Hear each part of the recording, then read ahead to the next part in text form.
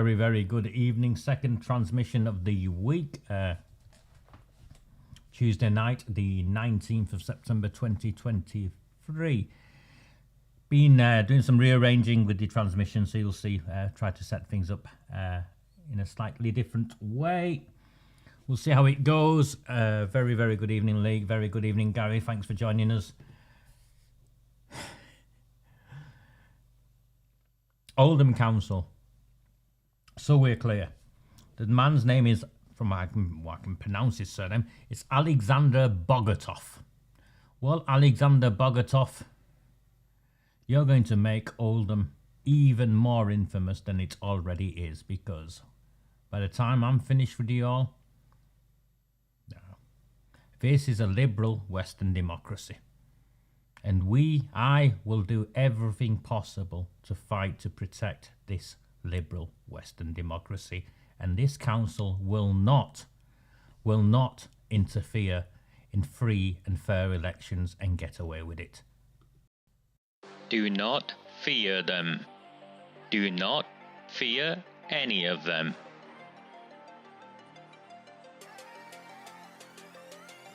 On the 20th of November 2003, James Ignatius O'Rourke McMahon was elected councillor for the Failsworth East Ward of Oldham.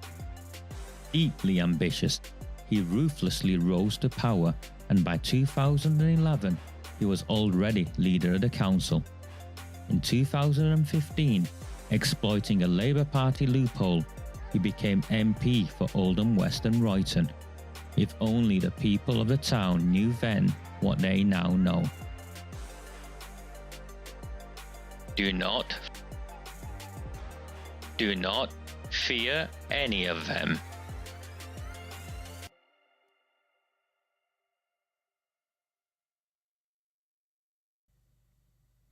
How you all doing? So this is what I get asked, or have been asked repeatedly over the last few months. Before we start, the transmission is free to air. I've put it free to air, but only members can comment. I've explained to people on Sunday night why only members can comment, so I won't go over it again. But if you want to comment, you'll have to sign up and pay me 99 pence, or pay YouTube 99 pence a month to be able to do so. Secondly, again, because it's free to air, if you find value in these transmissions, there's a buy me a coffee link. You all know where it is, and well, hopefully more than the 2 people who bought me coffees on Sunday night will consider buying me coffees this evening. Sunday night's transmission lasted for over 2 hours. There was content left to get onto, and I promised that I'd come back. So if you heard me munching earlier, that was me munching toast for my tea. Just came back, took my daughter to badminton practice, is where she was at, so put her to bed and turned the lights on so I could join you all for this evening. So very, very welcome, all of you, 70 of you already so far. Please please share the transmissions. There's nothing stopping any of you from pressing like, at the very least. No one knows who you are if you press like, so hopefully a few more of you will press that. Now, I'm repeatedly asked, Raja, you don't do enough on the Oldham Coliseum. And look what they've done to the Coliseum, and look what they've done to the Coliseum. Well, I've done transmissions on the Coliseum.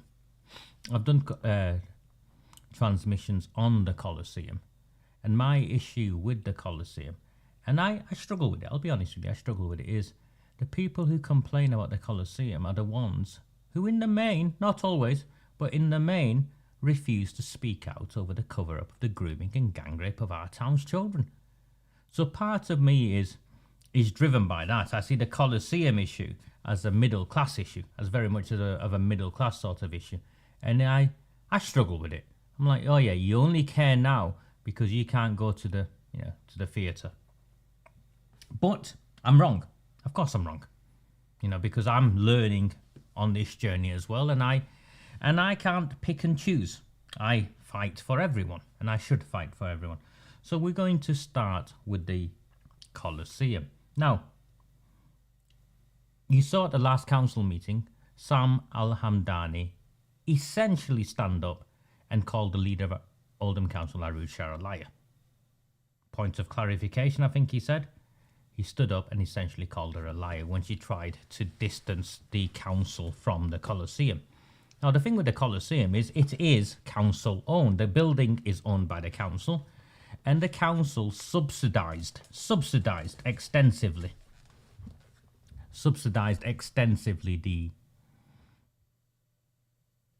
the income the Colosseum needed. Now, we can argue whether the council should be subsidising what is essentially a private business, but it's not a private business, and we know this. We know in towns like ours, where there's a cultural deficit, it is right that the council allocate public resources to support and enrich the offer to the people of the town. After all, they've given £1 million to Flat Cap Frank for his football pitch. They fund mosques, they fund community centres, they sell assets at discount prices to people. So why shouldn't the Colosseum be supported? And also the management committee of the Colosseum, by proxy, essentially wasn't really an independent organisation, was it? It was a council's proxy organisation. Not much dissimilar to Northern Roots. But Northern Roots is flavour of the month, which is why they've invested tens of millions of pounds into Northern Roots, which most of us will have nothing to do with. Yet here the Colosseum, which does have a place in the history of this town. So, let me bring this up. This is the council's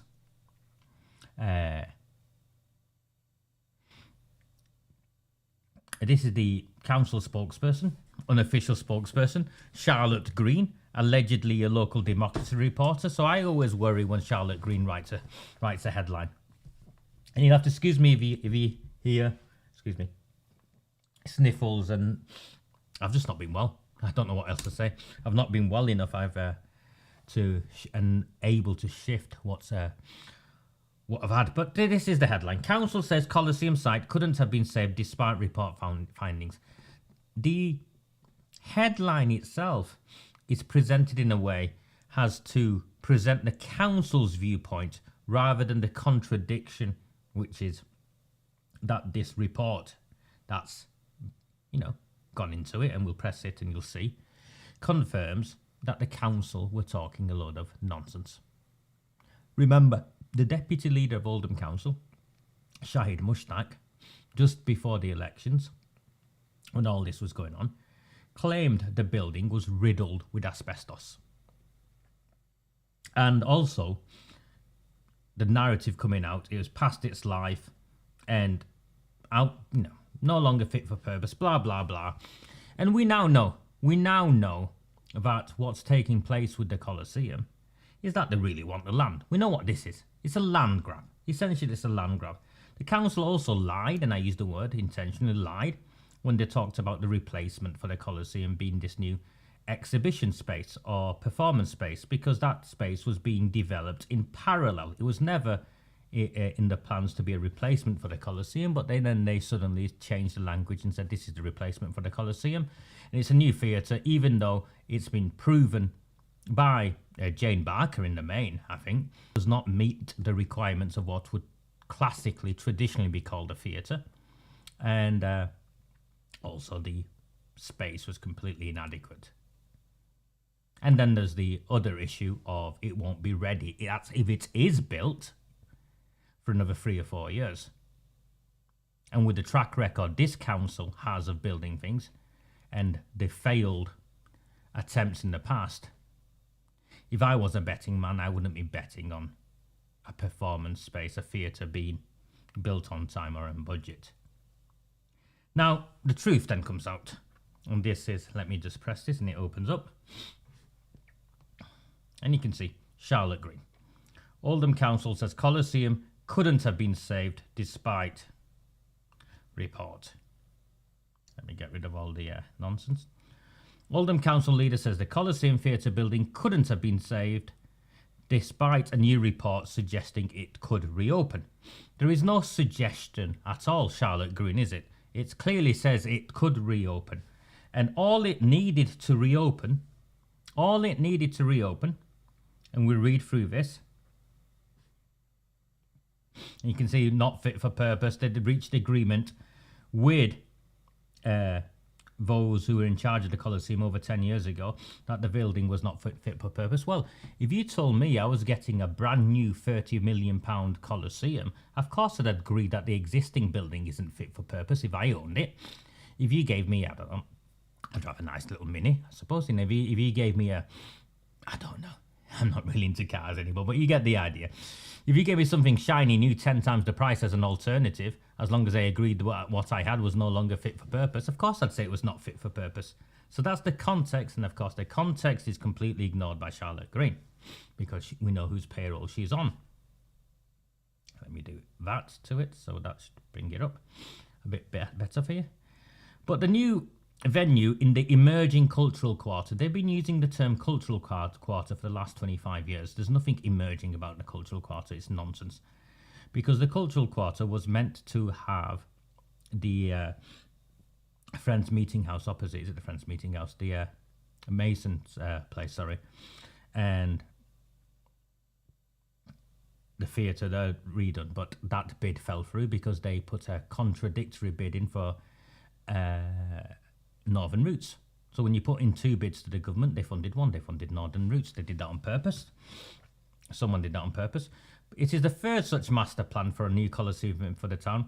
After the last major scheme, a £27 million new theatre was scrapped in 2018 by the council. A report commissioned by the new board of Oldham Coliseum Theatre Limited had examined the physical condition of the Fairbottom Street building, which is owned by Oldham Council and has been leased to the Coliseum. The theatre had been deemed beyond its expected lifespan, vague nonsense talk, and a survey carried out in January uncovered numerous urgent health and safety works the local authority previously confirmed. Yeah, so the local authority said it was beyond its expected lifespan and numerous urgent health and safety works. So a specialist theatre consultancy company called Plan looked at it. The costs to get it open was maximum, around £150,000. In the scheme of things, neither here nor there. Oldham Council will be spending more money on legal fees taking me to court than it would have been to get thousands of children to have a pantomime this year. The council's report appear to offer a fair and reasonable picture of the condition of the building, but said that most of a wide range of defects identified are, ready? Relatively minor maintenance issues. Relatively minor maintenance issues. And if you read it, this is the quote, other than completing the recommended works to upgrade the fire doors, there is nothing we feel would fundamentally stop the building from reopening. That's right, fire doors. It just needs a new set of fire doors, a lick of paint, and it would have been good to go. Shahid Mushtaq, the deputy leader of Oldham Council, claimed it was riddled with asbestos.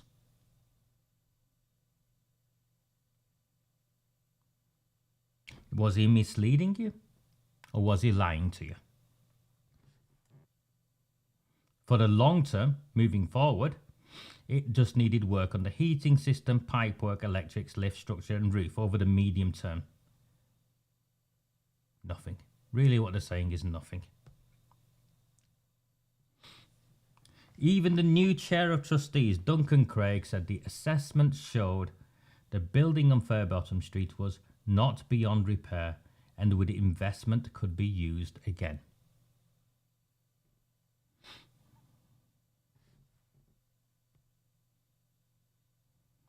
But the building won't reopen. So, Council Leader Arooj Shah, as the Coliseum agreed more than 10 years ago, the Fairbottom Street building was not fit for purpose, no. They were promised something brand shiny new, which is why they agreed that. Context always matters, Arooj Shah. She doesn't like context, does she? And sadly was not a long-term option for our town's theatre, no. But that didn't mean you've got to shut it now. Who buys a house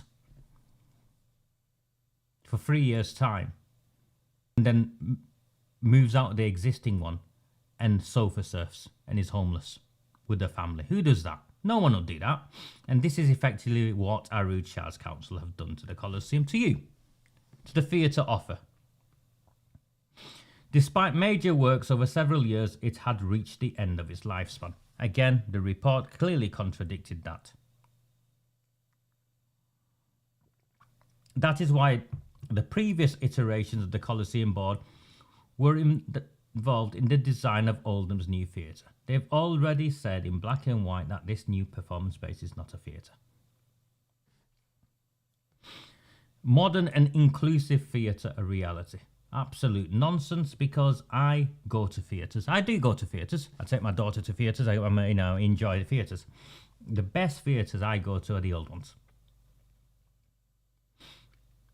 And they're inclusive and they do well. And I don't know what modern day standards are. The constraints of the site. What constraints of the site? The age of the building. Well, the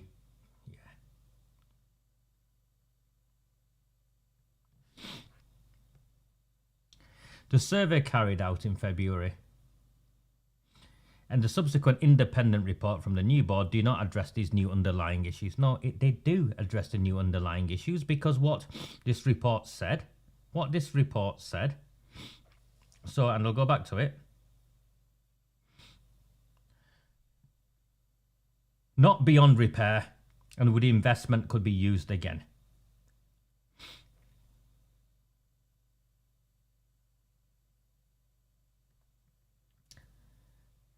And the council's own report suggested that the capital invested required to keep the building open would have been £240,000 in this financial year. Actually, it's £150,000, give or take, but we know the council's overpay, followed by a further £126,000 over the following 2 years. So that's £63,000 a year. Now, I have a question for you. I genuinely have a question for you. And this is a question, because I was reflecting on this. Ignore Arooj Shah, she's talking nonsense. I have a genuine question for you. Thanks, Tony. If the screen had become slightly pixelated, it'd be the internet stream, mate. I'm going to have to probably stream down and make the quality of the video a bit lower. So I'll probably do that, mate, for next time. And my internet, I swap service providers, and this one's slightly cheaper and not as good, even though the upload speed was meant to be the same. So that's probably why it yo-yos a bit. We'll see. I have a genuine question for all of you regarding the Coliseum. And I mean it, from here. I don't mean it to cause trouble. It's just an observation. The Coliseum is primarily used in Oldham by I'd say upper working class, sort of middle class demographic, white demographic, who are Labour Party voters by anyway. It's the lot who vote Labour no matter what, and some Lib Dems. And it serves a section of the community that, affluent's the wrong word, but in the context of this town, it's the majority, isn't it? And I think I've shared with you, the first theatre I went to was a Coliseum to watch a pantomime. It's an institution, and these institutions in our town should be protected, this cultural heritage. Arooj Shah, I don't believe, cares one jot for cultural heritage.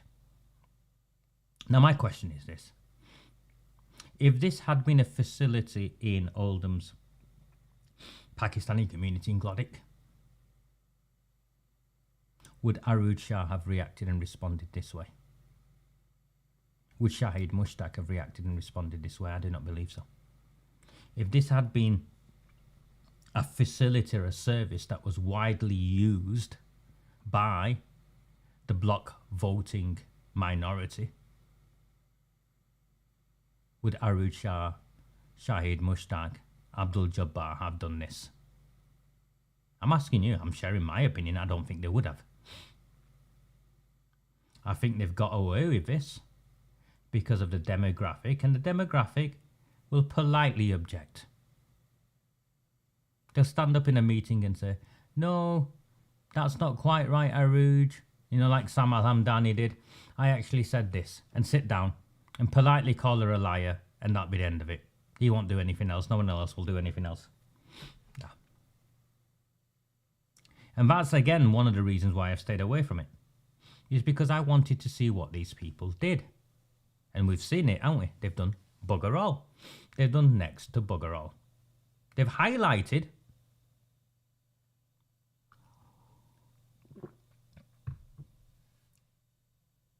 they've drawn out the council have lied. What will they do about it? Nothing. Because they won't fight for you. They won't fight for you, and they won't fight for this town. And that's why I find myself in the predicament I am, I think. Because I would make it into an election issue. And I would use it to vote out a range of councillors. But they won't. You'll have to excuse me. I need to get some tissues. I'll be back in a second. Please, if you're finding value in this, the 114 of you on my screen, please press like, please press share whilst I go and find a tissue to blow my nose.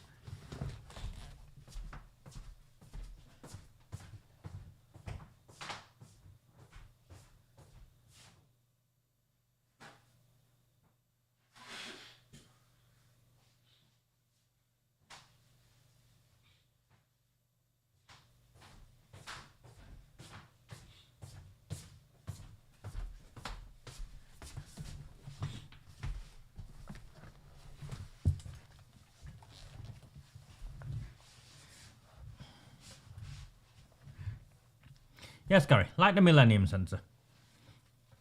What would happen?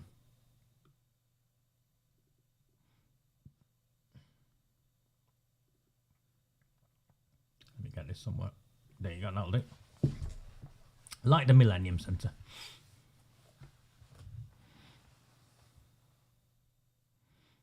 It's been a great asset to the town, famous nationwide, but Shah et al. Could not care less about that.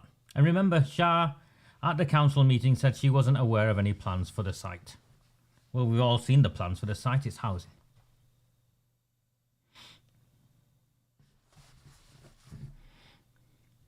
If it's culturally middle class, it doesn't get the votes to save it. And if it's culturally working class, they're quite happy to give it a slap. And dare you complain, you'd be called a racist. So the Colosseum is in a complete mess. The new venue is not fit for purpose. And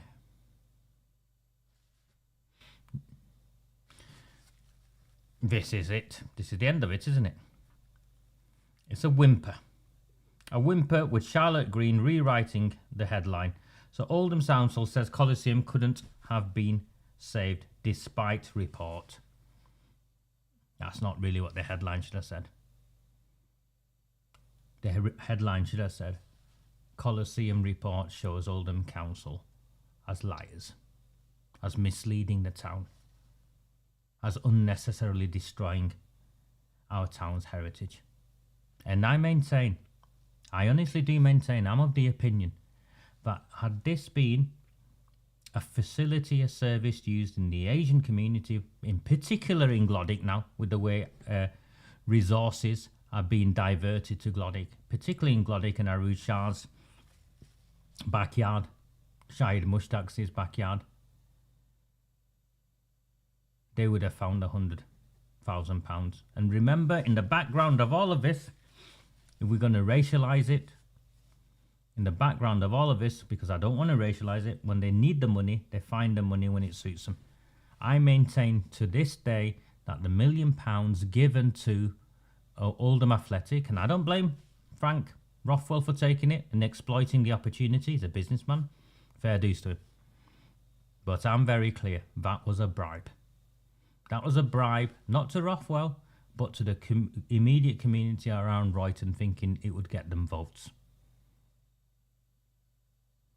That £1 million, as we've now found out, as raised in the council chamber, councillors are querying why groups that they're associated with cannot book Oldham Athletic Football Club to use it for community facilities when £1 million worth of taxpayers, local council taxpayers' money was given. And like with the Coliseum, there's the old Tommyfield Market site. I've seen a lot of comments from a lot of people saying it was left in trust for a specific role. Well, I'd argue that they council know full well that, which is why they're not building on it, which is why they've got this nonsense idea of this linear park. You've been sold out. Like the rugby club, yes, Gary, like the rugby club was sold out. You've all been sold out. And now what you've got in charge of this town are people who are just outright lying to you, I think. Outright lying to you. Oh, am I being unfair? Shahid Mushtaq said it was riddled with asbestos. Where's the report that says it was riddled with asbestos? It needed a set of fire doors. In the end, it needed a set of fire doors.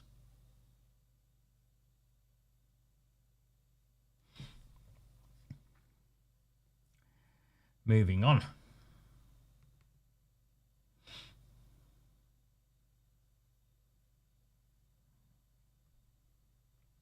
So, I made reference to Irish Imi picking on Mark Ince or targeting Mark Ince. Now remember, Irish Imi doesn't do it in the context of anything other than Arooj Shah's attack dog. So we knew he was going to come after Mark Ince. It was only a matter of time after Mark Ince had embarrassed Arooj Shah. So Mark Ince asked the legitimate question of Dr. Chauhan. You know, Dr. Chauhan has been reported his wife's very ill, and the new co-op store offering community services opens up in Oldham, and Dr. Chauhan went to open it. And Mark Ince queried it to say, you know,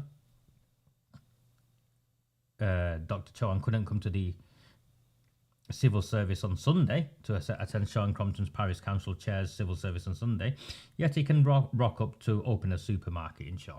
Legitimate. It's a legitimate way of asking a question. Yeah. I don't think there's anything illegitimate around that. Irish Imi jumps in and starts calling and attacking Mark Ince. And you can see the comments.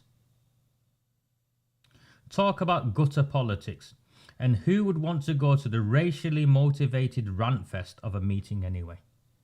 So a convicted heroin dealer here is making reference to the Shaw and Parish Council's Chair's civil service has a racially motivated rant fest. Now you'll have to ask Arooj Shah if he is speaking on behalf of Arooj Shah or if he's speaking on behalf of himself. And then he picks a mark over something he said or didn't say, twists it, and you can see here, in response to one of his mates, Kelly Casa the Distinction, Irish Imi is happy to make reference to Mark's wife. Now what that is, and to think his wife is in the health sector, what that actually is I know where you live. I know where your wife lives. That's what that veiled threat is. You can see it's there. Some of you got in touch with me after the back end of the transmission on Sunday night to say, where have you got all this from? I don't make any of this up. It's here. You can see. And at the bottom, clearly, and this is in reference to a councillor, a democratically elected councillor. Clearly just a vile pig. But the people who support him are just as bad, in my opinion. Now, this is a Labour Party spokesman, isn't he? He's Arooj Shah's spokesman. He was his unofficial campaign lead.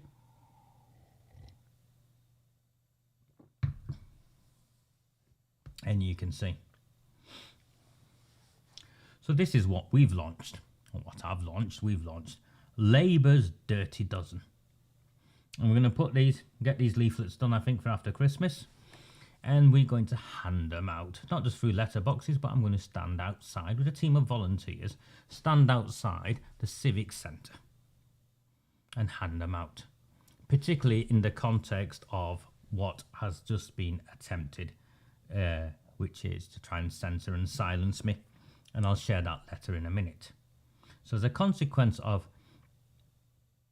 Alexander Bogatov, and we'll get into Alexander Bogatov, interim Deputy Assistant Chief Executive, he wants us to stop asking questions. He wants me to stop asking questions, actually, not us, me. He's made it very clear in a letter to me today. He wants me to stop. Apparently, me holding people to account, these councillors and council officers to account, is harassment. No, Alexander Bogatov. Labour's Dirty Dozen will be launched, and we will target each and every one of these politicians, and we will take them out, as many of them as possible, for May 2024. And we will make a point. Remember that picture in the top left of Arooj Shah, a convicted money laundering brother? I get it, he's your brother. I get that. It's fine. If you want to take a picture with your brother, I get it. And his conviction is from some time ago, I get it. But why would you have, immediately after the election, pose for a picture as your official portrait, or your unofficial portrait, with a convicted heroin dealer, getaway driver of a cop killer? Remember, the anniversary was just a couple of days ago for the murder of those two female police officers. And Dale Cregan's weapons were found in Glodwick. So there's a clear connection with Glodwick beyond just Irish Immy. Dale Cregan's grenades were found in Glodwick, in a drain pipe. Who put them there? No one seems to know. So these are the councillors that are up, and we will get this leaflet out.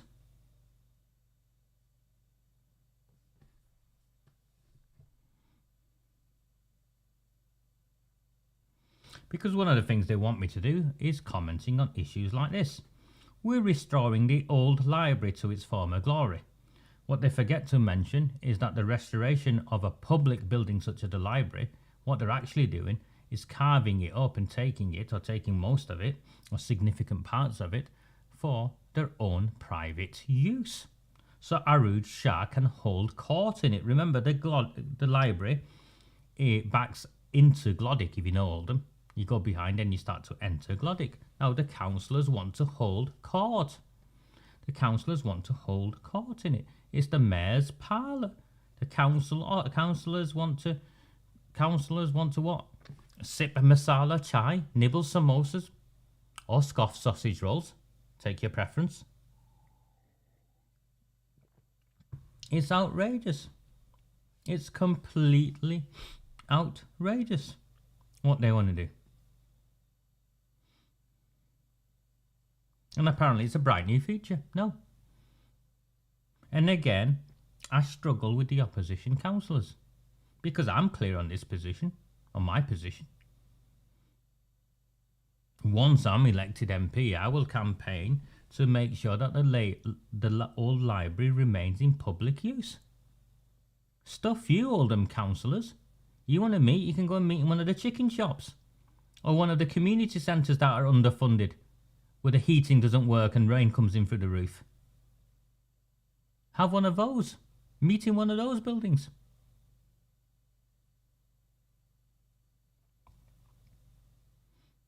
And I'd campaign. I'll look at Royton Town Hall. I'll be asking the questions about Royton Town Hall. Just think who exactly is going to be using it. We've seen what's happened to Chadderton Town Hall.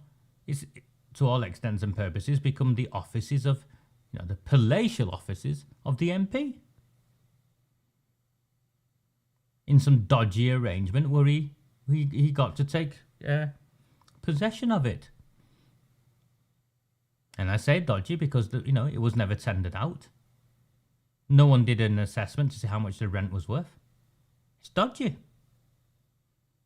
Our public assets should not have millions of pounds spent on them so that politicians can go and lounge in them. They're meant to be used for the public. You, me.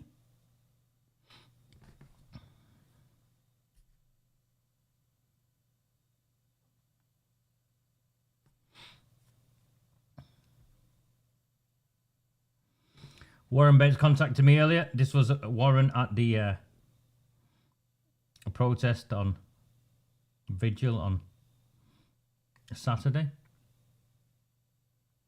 with Dean and David Gidman. Now, my understanding is the Failsworth people are going for it. They're gonna go for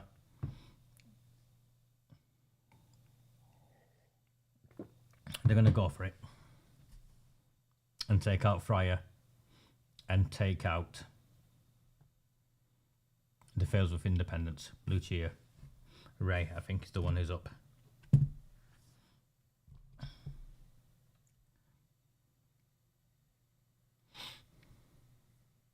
Now, the Islamic school is next door to Chadderton Town Hall. It's not inside Chadderton Town Hall, Denise. It's in what used to be the old library, actually. The Carnegie Library.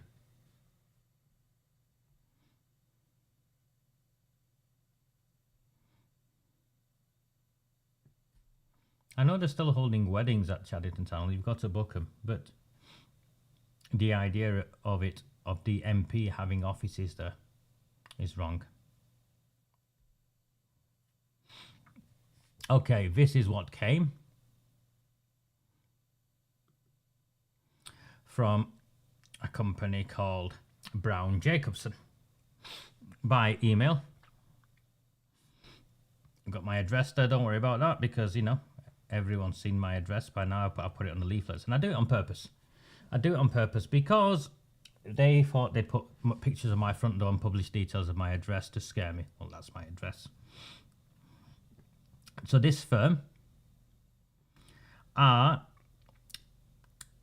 sending me a letter saying it's a proposed application for an injunction under Protection from Harassment Act 1997. And they're acting on behalf of the council. And they reckon the letter was written in accordance with the practice direction on pre-action conduct. I don't think it was, but that's a matter between the lawyers.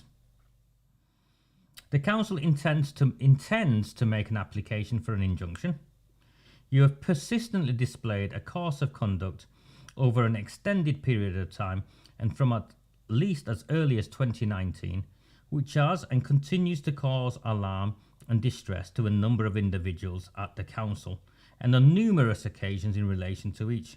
The nature of this conduct displayed is such that you know or ought to have known it results in the harassment of those persons by way of alarm or distress. Now, if that was true, the police would have arrested me, first and foremost. If what they're claiming was true, the police would have arrested me and convicted me. And the council, Oldham Council, refused to give me my information as part of a subject access request, which would have evidence how many times they've gone to the police to try and have me falsely, maliciously arrested. Now, as early as 2019, well, what was I doing as early as 2019? I was campaigning to force an inquiry into the cover-up of the grooming and gang rape of children.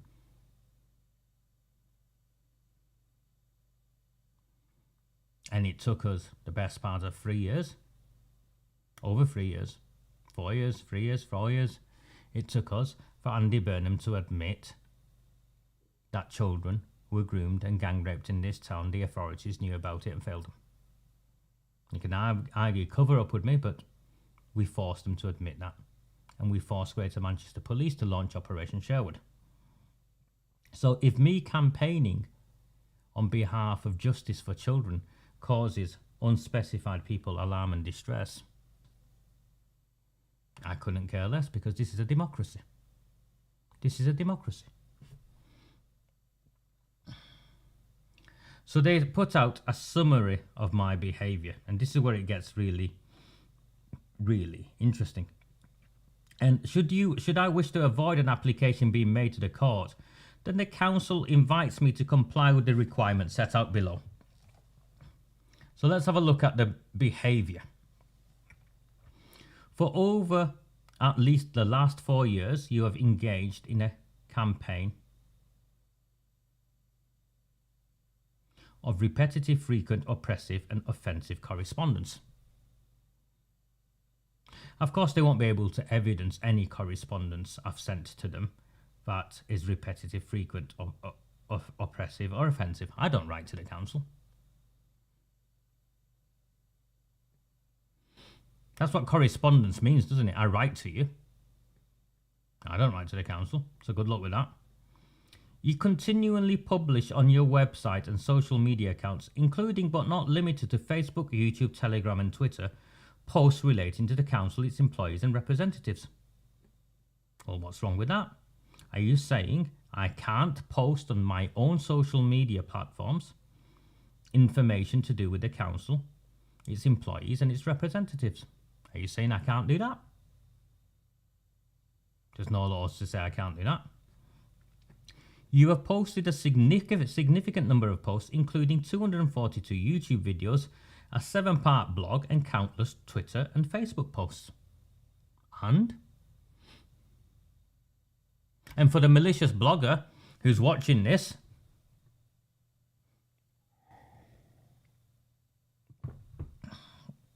if this constitutes harassment for me, what does it constitute for you, mate? So what is posting a significant number of posts got to do with harassment? So that 9, 10 and 11, nothing, yeah? Your posts under the label Recusant 9 discuss and are targeted at groups within Oldham, including as defined on your website as Labour Party politicians, council officers and the Asian criminal cartels that really run the town. So the groups that I target, including, I'm not saying those are exclusive, are they? I talk about all matters to do with Oldham, including Labour Party politicians, including council officers, many of whom have left now, and the Asian criminal cartels that really run the town. Now, what's that got to do with you? Are you saying I can't discuss these groups? Is that what the council is claiming through its lawyers?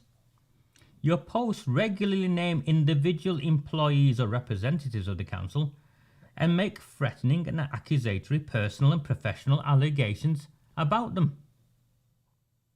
Well, what have I done?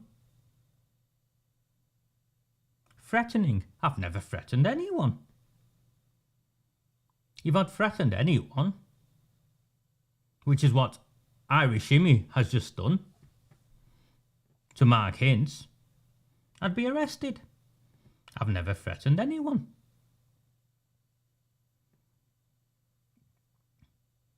And your posts and videos contain, and there's an A to I list, is good, consistent unfounded accusations of criminal conduct, including unfounded allegations of misfeasance in public office. Well, what are they? What are my consistent unfounded accusations of criminal conduct? What are my unfounded allegations of misfeasance in public office? You've got to specify them. What are they?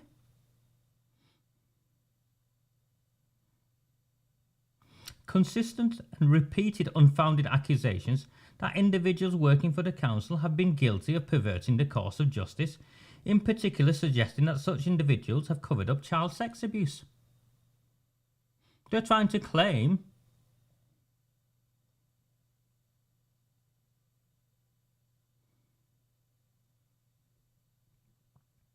what they're trying to claim? That child sex abuse wasn't covered up in Oldham? What did the leader of Oldham Council apologise for? Failing children that they failed to protect. Until I campaigned, did anyone know that children had been failed by this council? So of course they covered it up. Unfounding statements accusing such individuals of being paedophiles. Okay, hold on. Who have I accused? And I'm going to pause here. Who have I accused of being a paedophile?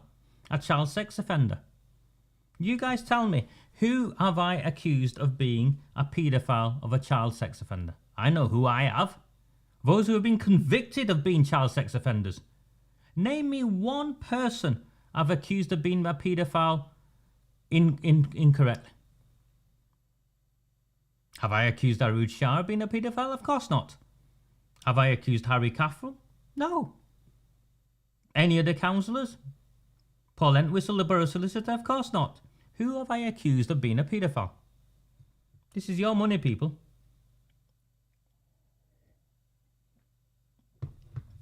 Unfounded accusations that such individuals are engaged with members of criminal organisations.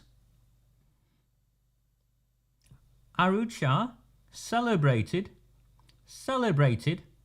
her election victory, posted pictures of them herself with Irish who was convicted on the day of the election. What's unfounded? And who are the individuals? Have I said, I don't know. Have I said John, who works at reception in the Civic Centre, is linked with members of criminal organisations? I've been very specific. Arooj Shah, the leader of Oldham Council, is linked with members of criminal organisations. He's a convicted heroin dealer. The other bloke was part of a gang that kidnapped and tortured a young man. Her brother's a convicted money launderer.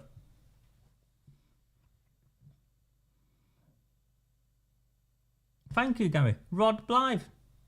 Rod Blythe is a convicted child sex offender. And also, Gary, Shabir Ahmed. Shabir Ahmed is a convicted child sex offender. Both worked for the council. One was a councillor, one was employed by the council. Unfounded allegations of professional misconduct. Well, you'll have to show me what those unfounded allegations are.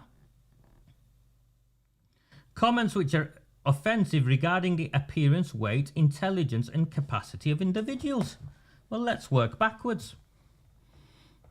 If I believe a certain councillor lacks intelligence or isn't very bright, and I quantify that, how is that harassment? How is that harassment? As for the appearance, if someone turns up to council meetings representing this town or turns up to events representing this town and looks scruffy, well, I'll call them scruffy.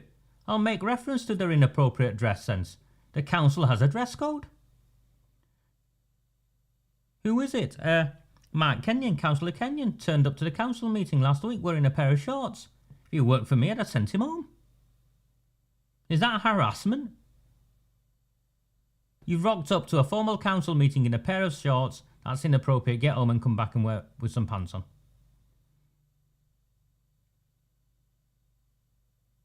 Some of them look like, they've not brushed their hair. They look scruffy. I don't want scruffy people looking scruffy representing this town. That's called having standards. That's not harassment. Have I knocked on the door? Have I phoned them? I've shared my opinion. Have I put a photograph and circled round them? No. If you rock up to a full council meeting or a meeting dignitaries from elsewhere, inappropriately dressed or attired or not, not smart, then drawing reference to that, no. And the last one is weight. And I've gone back and looked at this. Weight. Where have I specifically made reference to weight? And I'll tell you where. It's to do with the cycle lanes and the millions and millions spent on bicycles. And this environmental stuff. And I want the likes of Amanda Chadderton, Elaine Taylor to ride a bicycle. You want to lead by example. And of course, what I'm demonstrating is the hypocrisy. These people are making decisions on behalf of us that they won't adhere to themselves. Now, it might be uncomfortable to people who are 15 stone, 20 stone, I don't know. It might be uncomfortable to people who think brushing your hair or ironing your top. But it's not harassment. It would never pass the threshold of harassment. And these are public officials, by the way. Representatives of their town. Racial epithets, in particular against individuals of Pakistani heritage. They don't quantify a single racial epithet. So what have I said? Unfounded allegations that individuals within the council have endorsed your murder. No, Arooj Shah has endorsed my murder.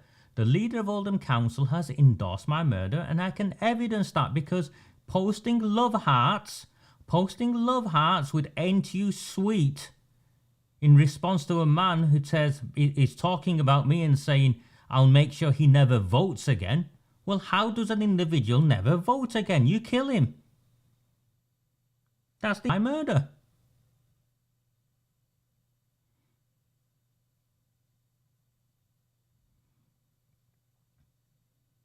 Details and photographs regarding individuals' personal residences. I have never shared details of people's personal residences or photographs. They've done that to me, but I've never done that. Have I? This is where it gets good, interesting. I have encouraged other individuals to engage with disruptive and intimidating behaviours against the council to further my campaign of harassment based upon unfounded allegations of wrongdoing. How have I encouraged other individuals? Who? Where? How?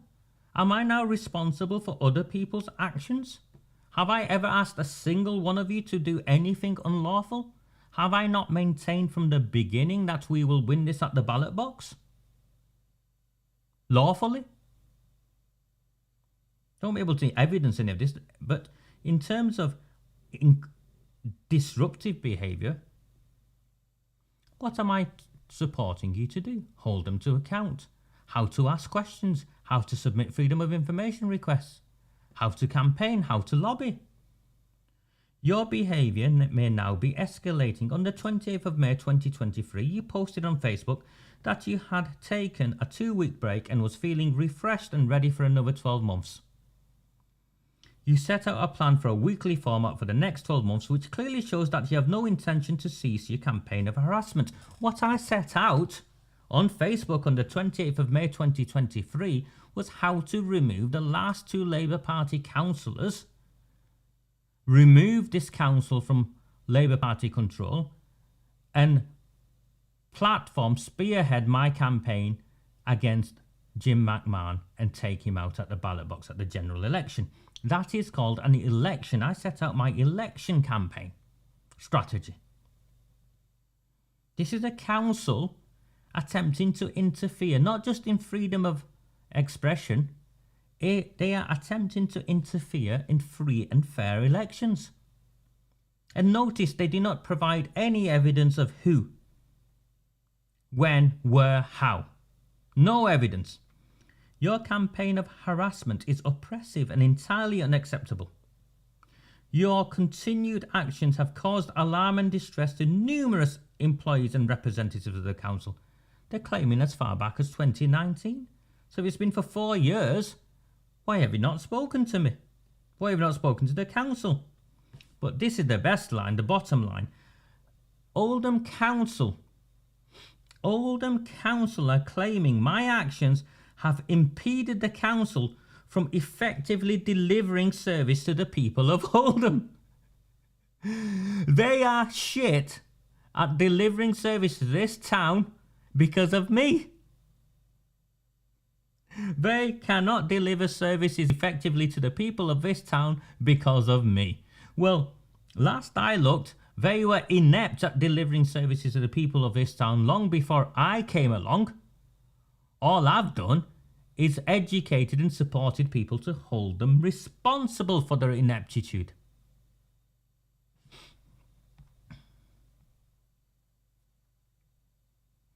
And apparently the exercise of the right of freedom of expression carries with it duties and responsibilities. Of course it does. As such, it's subject to restrictions which are necessary in a democratic society to prevent disorder. Prevent disorder? Am I encouraging any disorder?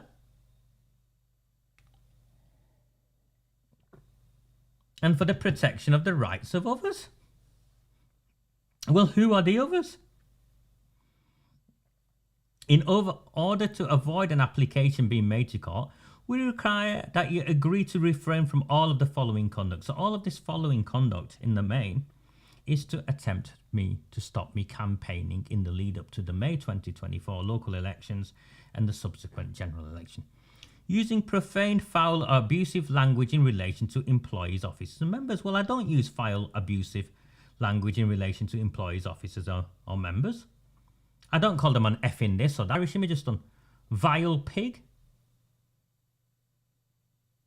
Vile pig attacked my Markins. I don't do any of that. Referring to council employees, officers or members with racially motivated phrases, included but not limited to samosa nibbler. They are spending hundreds of £1,000s of your money, potentially, to try and take me to court to say I can't use the word samosa nibbler. The term samosa nibbler. Well, I like a nibble a good samosa. What is racially motivated about the term samosa nibbler? What is racially motivated about the term samosa nibbler? And more so, again they expose themselves. Who have I used the term samosa nibbler to? I'm going to pause and drink this. Who have I used the term samosa nibbler towards?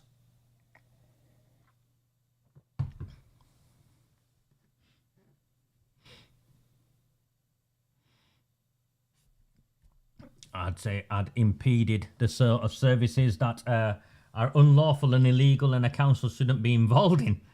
So, like selling a swimming baths at a discount price or secretly funding mosques. Who is the samosa nibbler that I'm making reference to repeatedly?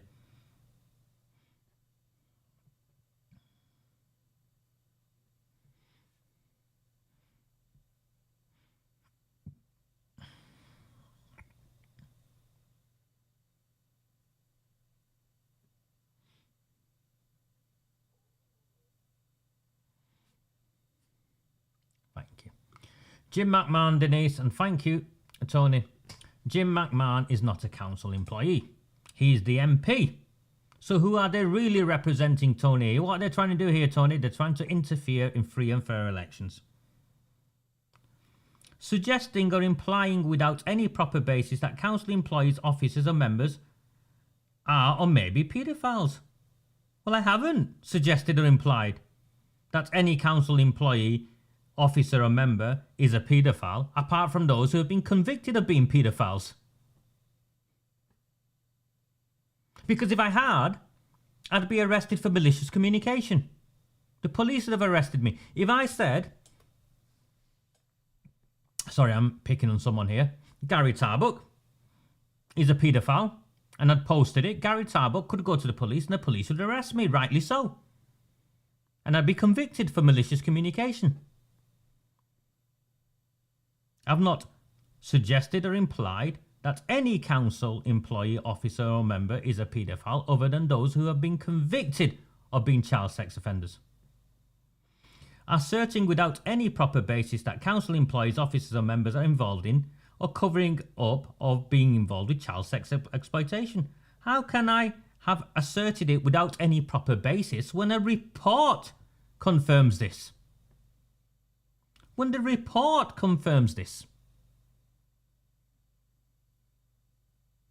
Asserting without any proper basis that council employees, officers or members have any connection or association with an organised group of criminals. Well, who's Arooj Shah associated with? She stood up and talked about the power of rehabilitation.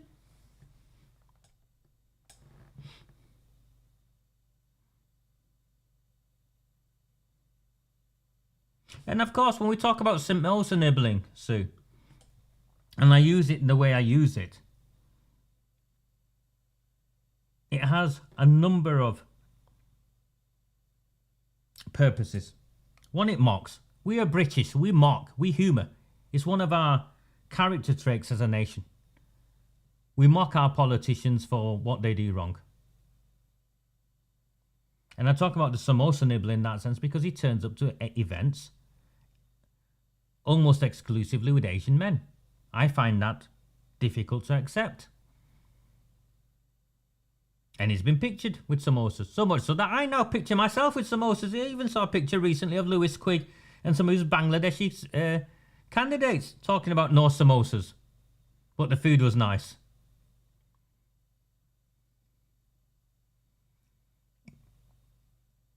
Making derogatory statements concerning the appearance or weight of council employees, officers and members.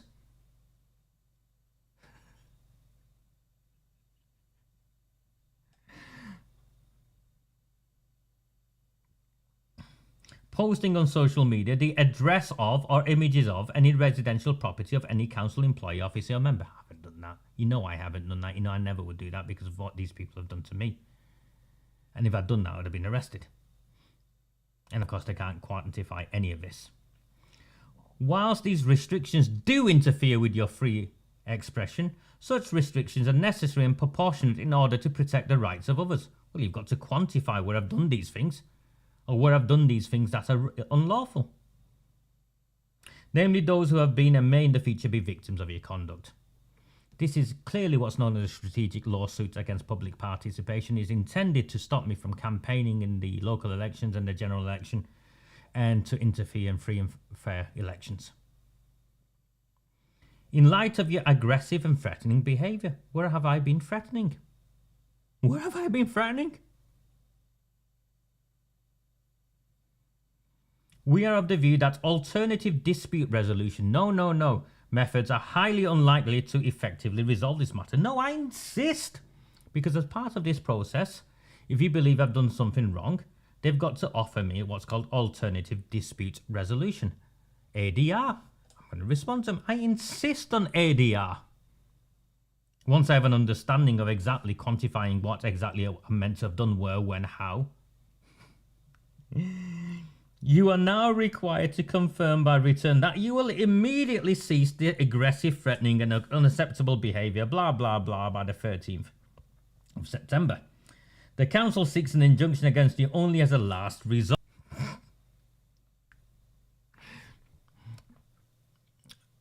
Spicy potato samosas with the peas. Very nice. Very nice. I talk about Punjabi samosas, yeah? But the Bangladeshi vegetarian samosas, the small spicy with the peas, it's spectacular. Spectacular. Could nibble a samosa. And they won't sign it. There's no named individual on this. Yeah, no named individual on this. Ready for some fun? If you're finding value in this transmission, Willa Booby! What do you think of that, Willa Booby? If you're finding value in this transmission, please like, please share, please consider buying me a samosa. Please consider buying me a samosa.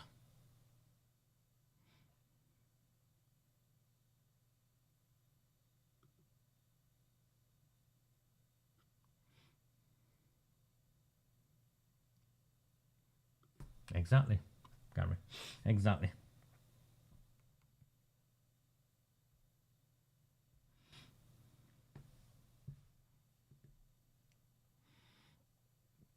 So I write to the borough solicitor. Let's see if I can get this to be a bit bigger. No, that way. No, it's got to be this way. So I write to the borough solicitor. Letter before action.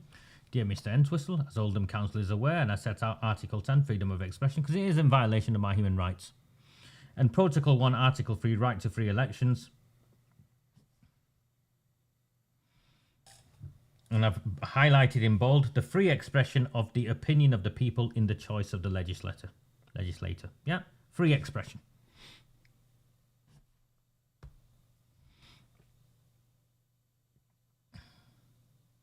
And this is what I've set out, I think is going on. 1, they want to censor the education of the townsfolk so that they can better hold Oldham Council to account for the decision making, including questioning poor decision making and inept leadership. They want to censor me from educating you to do that. They want to silence opposition to Arooj, Shah and the Labour Party control of Oldham Council and stop my political campaigning to remove Labour Party politicians from power via the ballot box. They want to interfere in the next general election where I have already declared my candidacy and intention to remove Jim McMahon MP from power. And they want to prevent a public inquiry into the cover-up of the grooming and gang rape of Oldham children. This is what I believe the motivation of this is. And I reckon by the time they're finished, they'll spend £250,000 or so.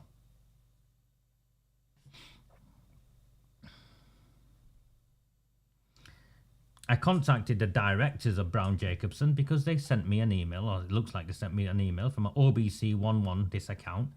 Not a single person at Brown Jacobson will admit to who is responsible for my case. I consider this to be harassment and intimidation, the behaviour of bullies.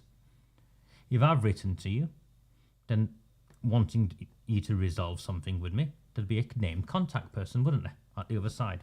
They want to do that. So that was the letter. I look forward to your urgent response. And instead of Mr. Entwistle responding to me, this Alexander Bogotoff responds. He's the interim assistant borough solicitor. He's not even enrolled properly. He's not even in charge. He's the interim assistant. He's not even the assistant. He's the interim assistant. And he confirms that he has instructed Brown Jacobson. The letter you have received in pre-action is simply seeking to prohibit you from behaving in a manner that amounts to harassment. No, it doesn't amount to harassment, I would argue, because saying Rod Blythe is a convicted child sex offender is not harassment when he is a convicted child sex offender. Campaigning for a public inquiry into the cover-up of the grooming and gang rape of this town's children, our town's children, is not harassment. Who am I harassing?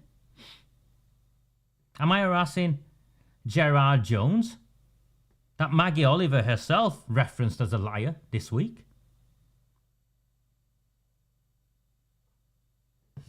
Apparently, the council does not seek to curtail your human rights in any way.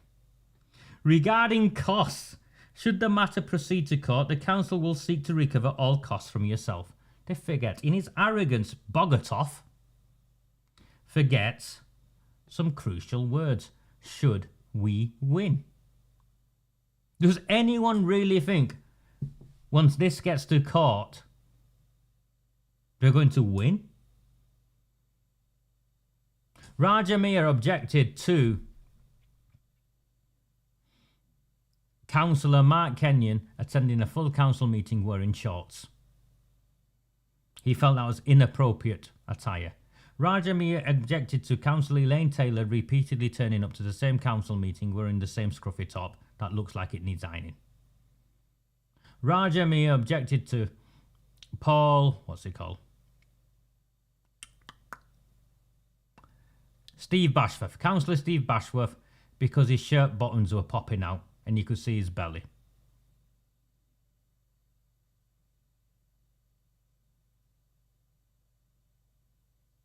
Raja Mir objects to Arooj Shah posting love hearts, supporting an individual, a friend of hers, who offers to make sure someone will never vote again, so they continue to question her. Someone never voting again is clear veiled threat of murder, because that's the only way you stop an adult in a democratic Western democracy such as ours from ever voting again.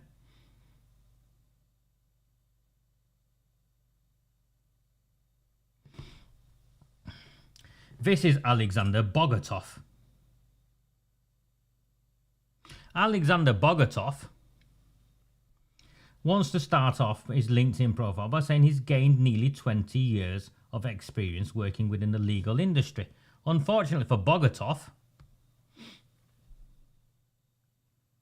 he's not been a solicitor for 20 years. He was a paralegal, a legal assistant. Lasted 5 months at Rochdale Borough-wide Housing. A paralegal, what's a paralegal? An ambulance chaser, clinical negligence.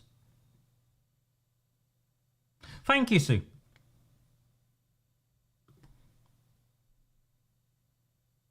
What am I being accused of here? Of having standards? And wanting the politicians that represent our town to have standards? Because I've not said any of this, by the way, about any council officers, have I?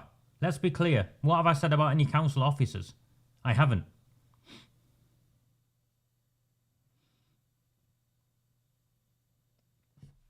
So he's been a solicitor for maybe 10 years. Here you go.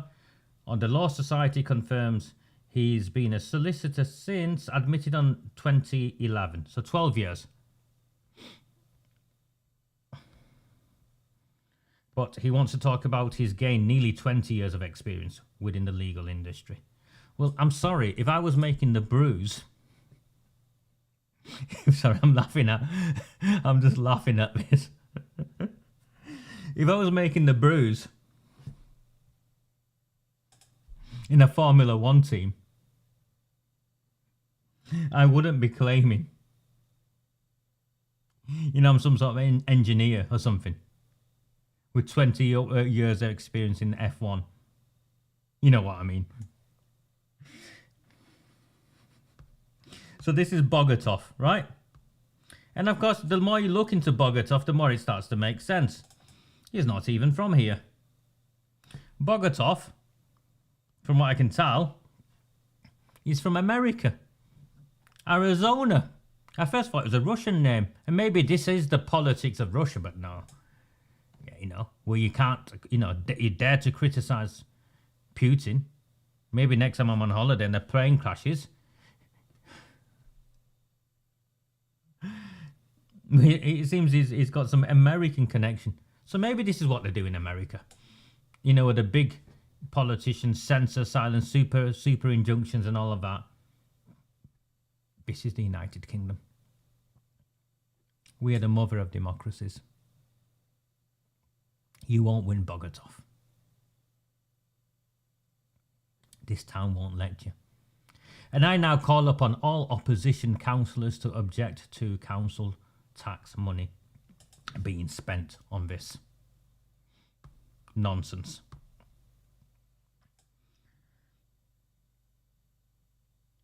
So I responded to the council, yeah. I note that you have again stated that the pre-action letter you have received is a breach of by the Council of your human rights, specifically your Article 10 rights, freedom of expression, and your Protocol 1, Article 3 rights, right to free expression by free elections.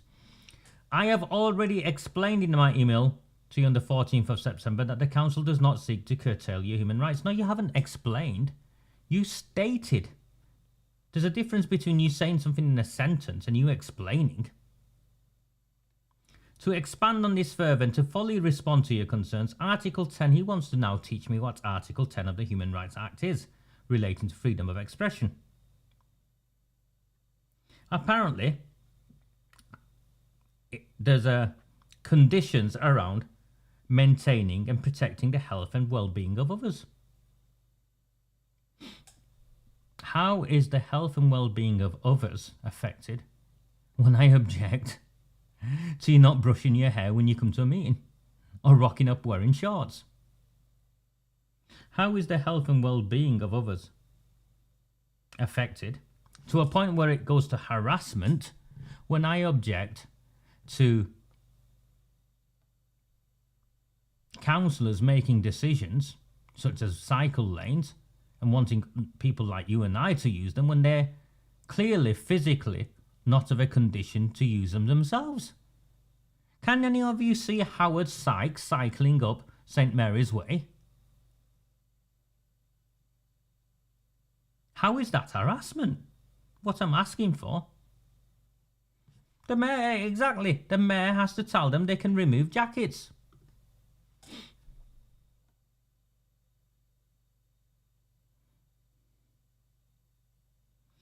It is clearly not acceptable to make unfounded statements accusing individuals of being paedophiles or supporting paedophiles. Hold on. Who are the individuals that are accused of being paedophiles? Convicted paedophiles. Who are the individuals accused of supporting paedophiles? I've been very specific. Oldham Council. It is clearly not acceptable to make repeated offensive comments about people's appearances, weight or intelligence. No, it's absolutely fine and legal and fair for us to question the intelligence of politicians and senior council officers. It's done on the news, in the media, every day.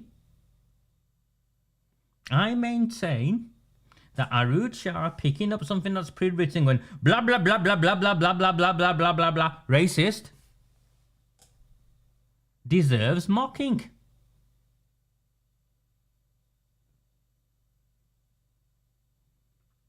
I maintain that Helen Bishop standing up and not knowing whether she's for or against the motion deserves ridicule. And of course, there's no reference to who specifically, because they'd have to do this. They'd have to specify who specifically. Regarding my claim that the council is interfering in your protocol 1 blah blah blah, he tries to give me a very selective interpretation of what that is, which is about free and fair elections. And of course, I got my bit directly from the United Nations, from the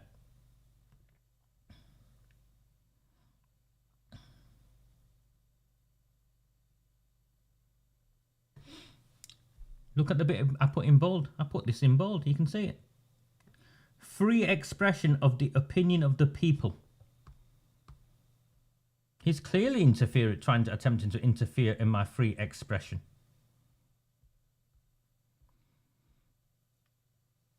I also note in your email that you have said the following: despite your actions, you will not stop our lawful campaigning to remove Labour from power and force direct government intervention in Oldham. The pre-action letter is solely directed at yourself. So it's not directed at you, it's just directed at me.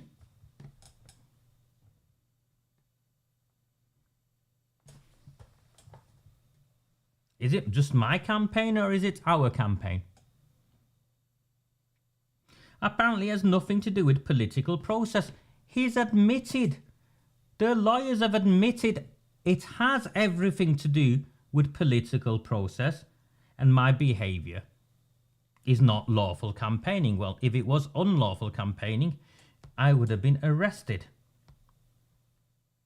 Now have a look at this. Let me show you. I just want to show you this. Sorry, wrong way.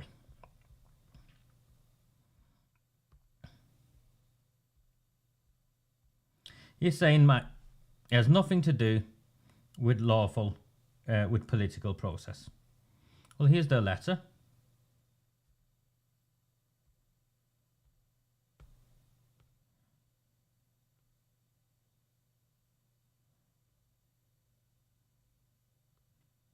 Your behavior, look at number 16. Your behavior may now be escalating. On the 28th of May 2023, you posted. So here, you're clear what triggered this correspondence, because you made it specific here. What triggered you threatening me with an injunction was my post on the 28th of May 2023. My post on the 28th of May 2023 was clearly political on how we will remove Labour Party politicians and take control of this town away from them. And then he doubles down. As a senior officer in the legal team, I have delegated powers. So this interim assistant is claiming he's issued these legal proceeding instructions all on his own accord. A temporary interim assistant is claiming he's done this. Bogotoff. Apparently he's liaised with colleagues in community safety about the negative impact upon the health and well-being of officers and elected members as a result of my behaviour. I've put them under pressure.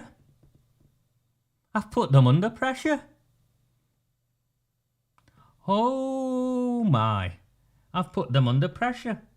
I've made it so that a red rosette does not automatically mean an automatic re-election. What part of that is unlawful? I've dared critique SEND reports, go through council papers, and so demonstrate to the people of our town why this town is in the mess it is and who is responsible. Specialist legal advice has been provided by Brown Jacobson that confirms your behaviour has fallen below acceptable standards. Well, Brown Jacobson can confirm whatever they want. You're paying them. I'm sure they'll confirm whatever you want them to if you're paying them. Should I choose to correct my behaviour, come and tell me to my face, Bogatoff. Come and tell me to my face what my behaviour exactly is that you want me to correct, and we'll have an adult conversation.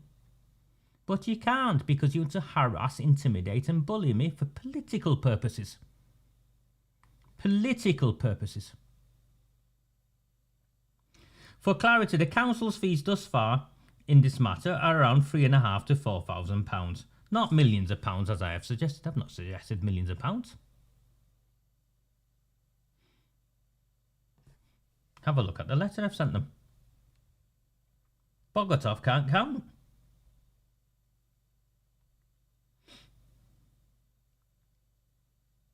What does that say?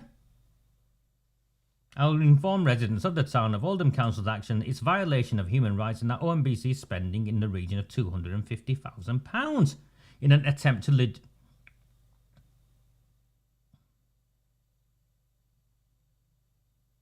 can see it there. Protect Labour Party control of Oldham, interfere in the democratic process and also try to shut down a lawful campaign. So that's Bogatoff. So Bogatoff claims the council spent £3,500 to £4,000. Yeah, so far. Here is how much the council have paid this lot in the first quarter of this year, from April. I've looked. Last year, they've not paid them at all last year. So this firm, Brown Jacobson, are a new firm. And this is just this year, in the first 3 months. The figures are there. He's claiming £3,500 to £4,000. Well, what else have you hired Brown Jacobson for, Bogatoff? Because those figures add up to over £10,000. Have you spent over £10,000 for them to write that nonsense letter to me? I think you have. And then, of course, is the tag-tailed with Wilby, who has clearly harassed me, intimidated me, and members of this town. And he's a partner with Oldham Council. So much so that he posted something I was sent earlier today. He posted something where the council gave him a quote. And then he lied some more about me. Listen, people. This is now serious. This is now serious. What you've got here now is a council out of control interfering in free and fair elections. And Article 10 of the Human Rights Act.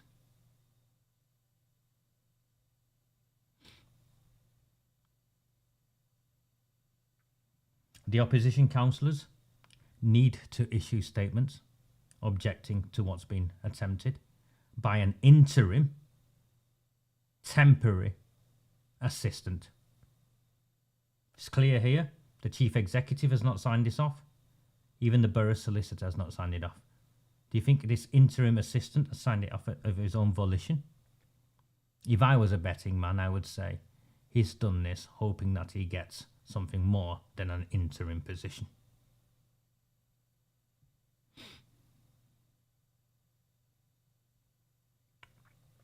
I would have responded to Brown Jacobson, but unfortunately Brown Jacobson won't give me a name contact.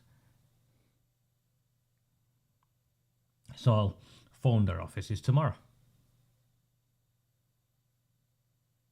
But once again, what you've got to see here is that this is an out-of-control council. And they know that if they take me out, they take out the opposition in this entire town. That's not me being arrogant. That's me simply sharing with you the simple truth. If they take me out, they take out the opposition in this town and then the Labour Party control can quickly reassert itself. And once again, who is on the front line and who's at risk? Say they were to take this to court and somehow they were to win. And again, I'd have to raise my own money to defend myself. And they were to win. Who would lose his house? Every day I put myself on the front line for every one of you.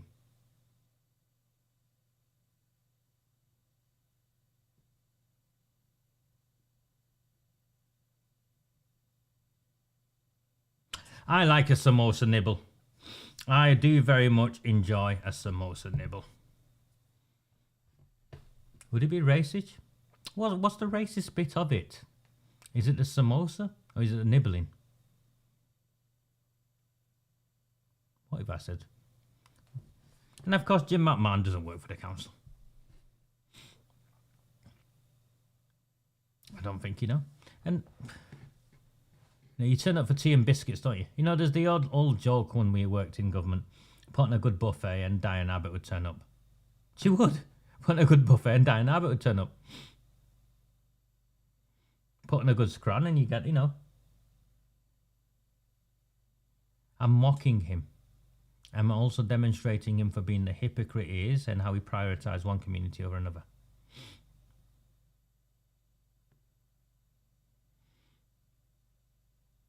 So no, once I know who to respond to, of course I will respond. But I need your help. I need you to contact your councillors and ask them if they agree with this. There's 184 of you here. Contact your councillors. Because without your help, I'm exposed. How many of you will contact your councillors? How many of you will contact your MP?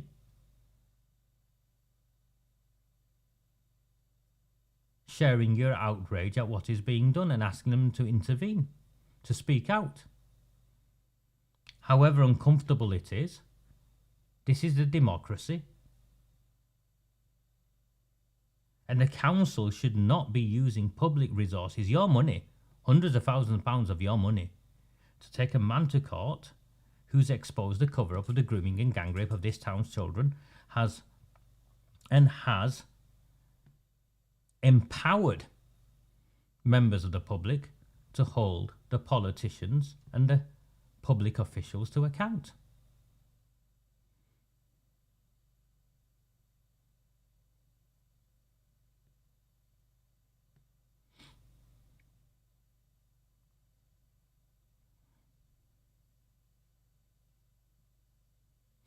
There you have it. That's my second transmission of the week. It's 10:40, so an hour and a half or so today.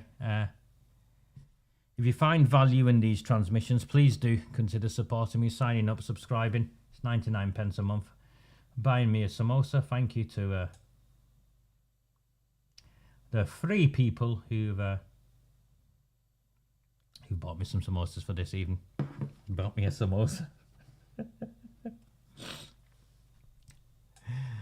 How can nibbling a samosa be ever considered racist? How can nibbling a samosa? Bring it on, Bogatov. Of course, I will be engaging in a full process with this. And what should have happened, is the council should have contacted me directly rather than going to some big boy pants lawyers who thought they would threaten me. Well, I think by now it's very, very clear. I don't threaten so easily. Do not fear them. Do not fear any of them.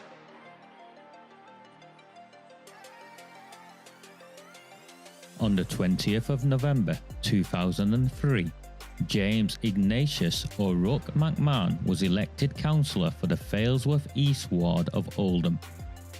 Deeply ambitious, he ruthlessly rose to power, and by 2011 he was already leader of the council.